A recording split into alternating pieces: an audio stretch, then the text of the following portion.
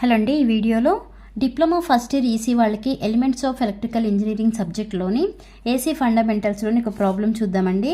ఇది C20 regulation వాళ్ళకి July 2022లో ఎగ్జామ్లో అడిగిన క్వశ్చన్, 10 మార్క్స్ క్వశ్చన్.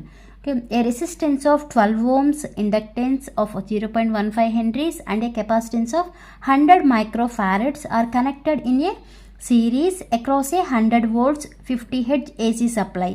మనకి ఏం ప్రాబ్లం ఇచ్చారు? ఆర్ఎల్సీ సర్క్యూట్ మీద ప్రాబ్లం ఇచ్చారండి. ఆర్ అంటే రెసిస్టర్, ఎల్ అంటే ఇండక్టర్, సి అంటే కెపాసిటర్ కదా. ఆ అన్నిటిని కూడా అంటే 3 కాంపోనెంట్స్ని ఎలా కనెక్ట్ చేసాము? సిరీస్లో కనెక్ట్ చేసాం. అంటే ఇక్కడ వేసినట్టు చూడండి, ఆర్ఎల్సి ఈ 3ని సిరీస్లో కనెక్ట్ చేసి అప్లై చేసిన voltage 100 volts 50 Hz. Calculate power factor, power dissipated in the circuit, current, impedance, voltage across resistor. మనం ఇవి క్యాలిక్యులేట్ చేయాలి. ఏ ప్రాబ్లం ఇచ్చినా ఫస్ట్ ఏం చేయాలి అంటే గివెన్ డేటా నోట్ చేయాలి. అలానే మనకి ఏమేమి ఫైండ్ అవుట్ చేయాలో అవి కూడా నోట్ చేయాలండి. మీకు వెయిటేజ్ని బట్టి 1 mark 2 marks పడవచ్చు.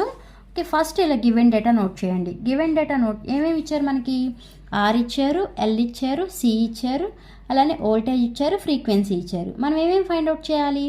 పవర్ ఫ్యాక్టర్ ఫైండ్ అవుట్ చేయాలి, పవర్ ఫైండ్ అవుట్ చేయాలి, కరెంట్ ఫైండ్ అవుట్ చేయాలి, ఇంపెడెన్స్ ఫైండ్ అవుట్ చేయాలి, అలానే voltage across resistor find out చేయాలి. ఇవి ఫైండ్ అవుట్ చేయాలి అంటే ఈ ఫార్ములాస్ మనకి తెలియాలి కదా. అవి తెలియాలి అంటే మనకి ఏసీ త్రూ ఆర్ఎల్సీ సర్క్యూట్ తెలియాలి. అది తెలిస్తేనే మనకి ఈ ఫార్ములాస్ అన్నీ తెలుస్తాయండి. నేను AC through RLC circuit, RL అలానే ఆర్సీ 3 టాపిక్స్ కూడా పోస్ట్ చేశాను. చూడని వాళ్ళు ఎవరైనా ఉంటే చూడండి. ఓకే, మనం ఇంపెడెన్స్ ఫైండ్ అవుట్ చేయాలి అంటే impedance is the combination of resistance and reactance కదా. అంటే ఫస్ట్ ఏమేమి ఫైండ్ అవుట్ చేయాలి? కెపాసిటివ్ రియాక్టెన్స్ ఫైండ్ అవుట్ చేయాలి, అలానే ఇండక్టివ్ రియాక్టెన్స్ ఫైండ్ అవుట్ చేయాలి. ఓకే, ఇండక్టివ్ రియాక్టెన్స్ని ఏ లెటర్తో రిప్రజెంట్ చేస్తాము? XLతో కదా.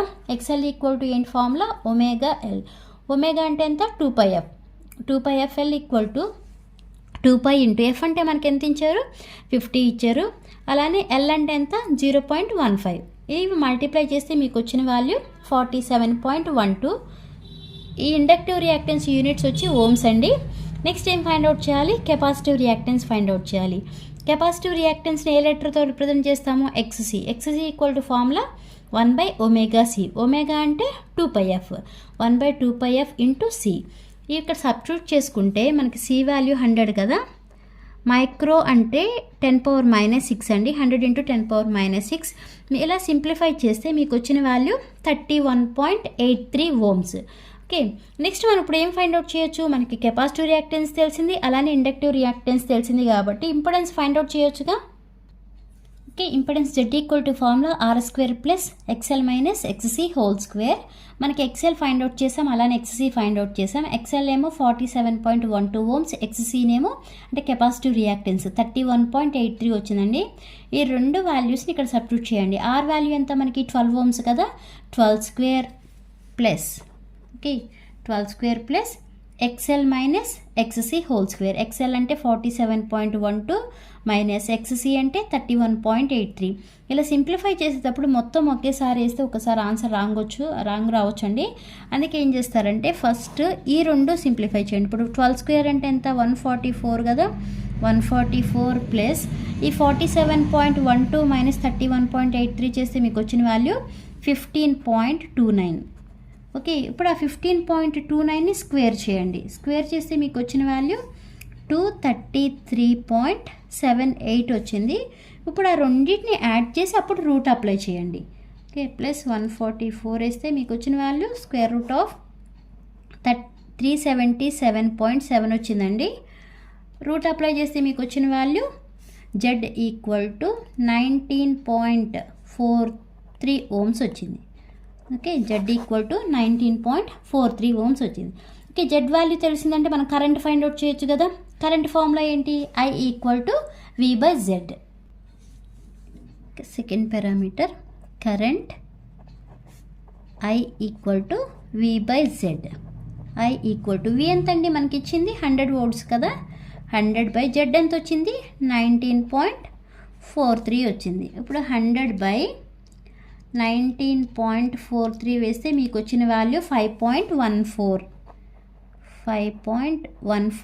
కరెంట్ కాబట్టి యూనిట్స్ వచ్చేప్పటికి amperes. Okay, 5.14. Next parameter impedance find out చేసాము ఆల్రెడీ మనం. నెక్స్ట్ పారామీటర్ పవర్ ఫ్యాక్టర్ని ఎలా రిప్రజెంట్ చేస్తామండి? కాస్ పైతో రిప్రజెంట్ చేస్తాం. Cos pi equal to formula R/Z. R value ఎంత మనకి ఇచ్చిన వాల్యూ R ఈక్వల్ టు 12 కదా, 12/Z వాల్యూ ఎంత వచ్చింది?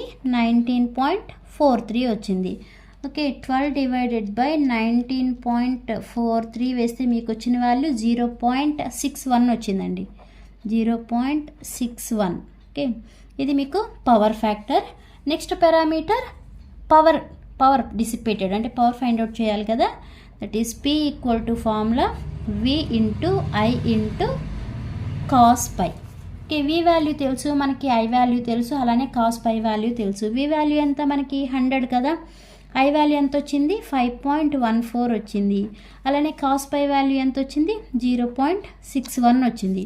ఇప్పుడు ఇవన్నీ మల్టిప్లై చేస్తే మీకు పవర్ వస్తుంది.